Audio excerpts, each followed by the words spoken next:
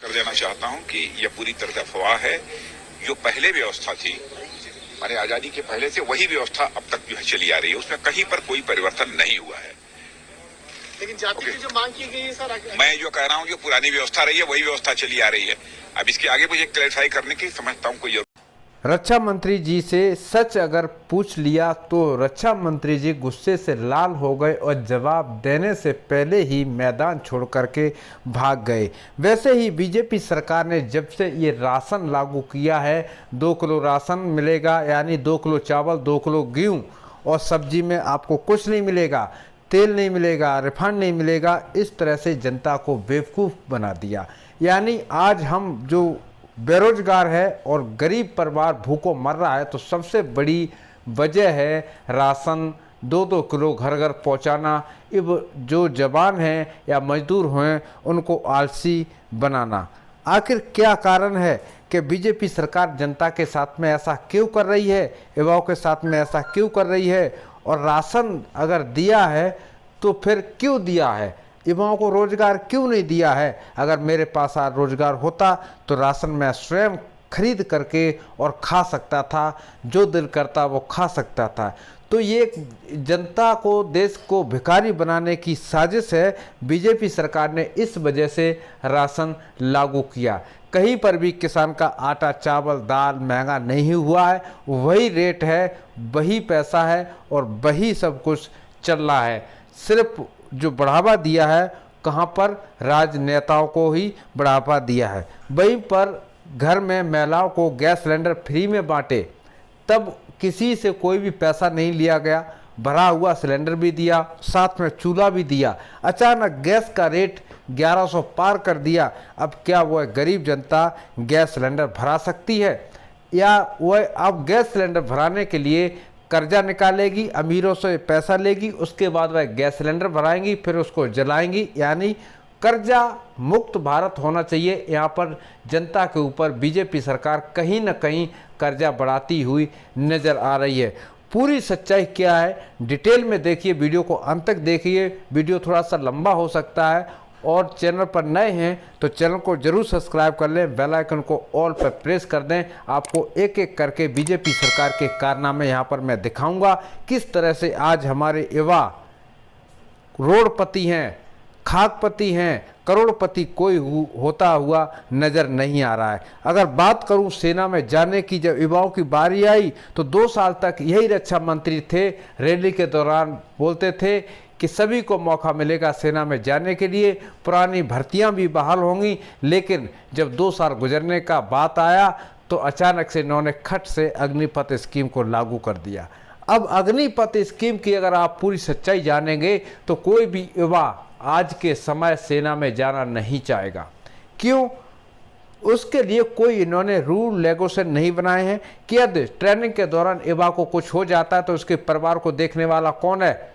अगर ट्रेनिंग में जवान का पैर टूट जाता है तो क्या उसको घर बाहर कर दिया जाएगा? ये सिर्फ मनमानी चल रही है, दिखावा चल रहा है, युवाओं के साथ में छलावा चल रहा है। मैं तो ये कहूँगा कि अग्निपथ स्कीम 101% बेकार है, किसी भी तरह से युवाओं के हित में नहीं है।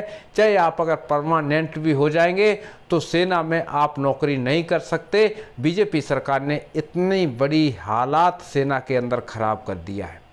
सेना में सबसे बड़ी तानाशाही कर दिया है। सेना में 24 घंटा एंगेजमेंट कर दिया है। जवान को खाने का टाइम नहीं है, जवान को सोने का टाइम नहीं है, न कोई काम है और न कोई आराम है, 24 घंटे बिजी। सिर्फ ये बीजेपी सरकार के कारनामे देख करके देश का जो रवैया कहाँ से कहाँ तक पहुँच गया। अगर जो युवा आज 2 पैसे की नौकरी करने के लिए लाइन में लगा हुआ है तो सबसे ज़्यादा मैं तो कहूँगा वह अग्निवीर में जाने के लिए तैयार है। लेकिन सबसे ज़्यादा युवा अभी तक का अगर आंकड़ा दिखाया जाए तो जितने युवा अग्निवीर की नौकरी छोड़कर भागे हैं, पहले ऐसे सेना में कभी नहीं हुआ। यही भर्तियाँ राहुल गांधी के समय होती थी। जब भी कांग्रेस की सरकार थी तो अंडर 90 डेज के जो युवा थे, यानी 90 दिन के अंदर अंदर युवा ट्रेनिंग पर पहुंच जाते थे, और जिस दिन आपका ज्वाइनिंग हो जाता था उसी दिन से आपका पेमेंट शुरू हो जाता था। कभी भी डीए अगर कांग्रेस सरकार ने 10% से कम बढ़ाया हो तो मुझे कमेंट कीजिएगा। जितने भी केंद्रीय कर्मचारी या राज्य कर्मचारी में डीए बढ़ता था 10% से ऊपर बढ़ता था, उससे ज़्यादा महंगाई कभी देश में नहीं निकली। मजदूर को अच्छी मजदूरी मिलती थी, हर चीज़ अच्छे से चल रहा था, पुलिस प्रशासन सब ठीक चल रहा था। लेकिन जहाँ पर भी हरामखोरी का पैसा, ब्लैक मनी का पैसा, जितना भी पैसा है वह बीजेपी सरकार ने जितना क्लोज किया।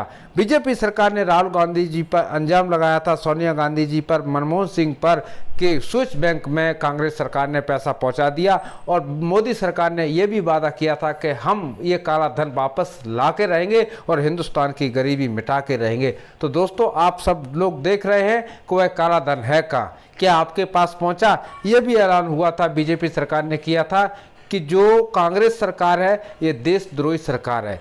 तो हम बीजेपी सरकार को क्या युवा विरोधी सरकार बोल सकते हैं या गरीबी विरोधी सरकार बोल सकते हैं? इनमें से कोई भी सरकार नहीं बोल सकते हैं, क्योंकि ये सिर्फ पैसे वालों की सरकार है, बनियों की सरकार है। बनी बुद्धि लगा करके ये जनता को लूट रहे हैं।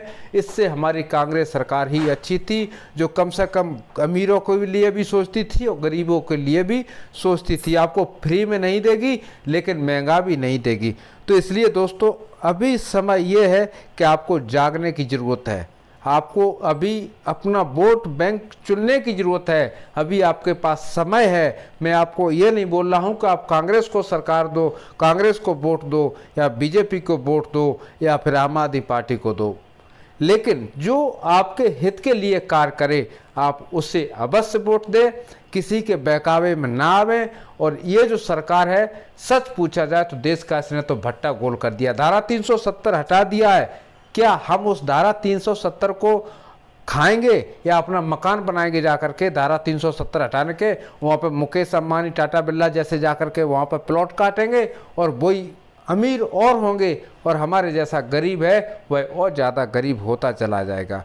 तो इस वीडियो बनाने का मेरा मकसद यही है कि जिस तरह से देश की हालत चल रही है, आप उस हालात को देखिए और आज से 10 साल पीछे जाइए, जब कांग्रेस की सरकार थी, जब पेट्रोल 70 रुपये पर पहुंच गया था, तो ये बीजेपी सरकार ने इतना उसका विरोध किया था।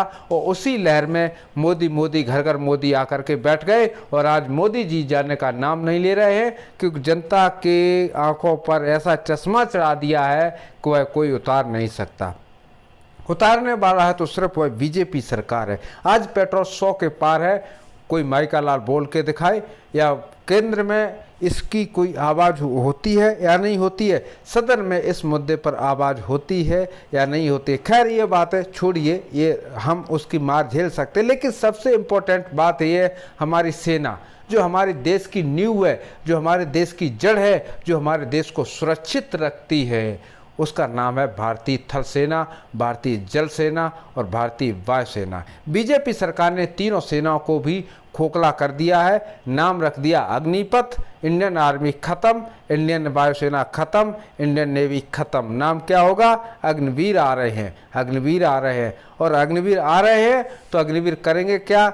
जब बाजी आएगी कि चाइना अटैक कर रहा है, तो अग्निवीर बोलेंगे कि भैया हमको 4 साल के लिए मरना नहीं है, हमारे परिवार में हम प्राइवेट जॉब कर लेंगे, हम आगे नहीं जाएंगे। तब कौन जाएंगे? जो पुराने सैनिक बचे हुए होंगे वह आगे जाएंगे, क्योंकि उन्होंने अपनी देश की रक्षा के लिए कसम खाई है कि जब तक जिएंगे देश को सुरक्षित रखेंगे, देश की जनता को सुरक्षित रखेंगे। और बीजेपी सरकार सिर्फ भारतीय सेना की पेंशन बंद करना चाह रही है। इस वजह से ये अग्निपथ स्कीम को लागू किया है। 4 साल बाद निकाल देंगे, दूसरा बंदा आ जाएगा, पूरा पेंशन नहीं देना पड़ेगा, एमएसपी नहीं देना पड़ेगा, डीए नहीं देना पड़ेगा, सब कुछ बीजेपी सरकार के खाते में चला जाएगा। इस वजह से अग्निपथ स्कीम को लागू किया है। अगर ये अग्निपथ स्कीम चाइना की तरह अगर कर दो, आपके हर नागरिकता आपको तभी मिलेगी भारत की जब आप 4 साल सेना में नौकरी करेंगे। ये आपका कहना जायज़ था, लेकिन आपने सिर्फ गरीब का मजाक उड़ाने के लिए, अपना पैसा बचाने के लिए, अपनी बैंक भरने के लिए एक देश की सेना को आपने कमज़ोर किया है। तो अभी भी आपके पास वक्त है कि या तो अग्निपथ स्कीम को ख़त्म कर दें, पुरानी सेना की तरह भर्ती कर दें, जिन युवाओं का पेंडिंग अभी तक एग्जामिनेशन है या जॉने गए सबको बहाल कर दें, और इस गरीबी को थोड़ा सा कम कर दें। गरीब को पहले देखें, अमीर को बाद में देखें।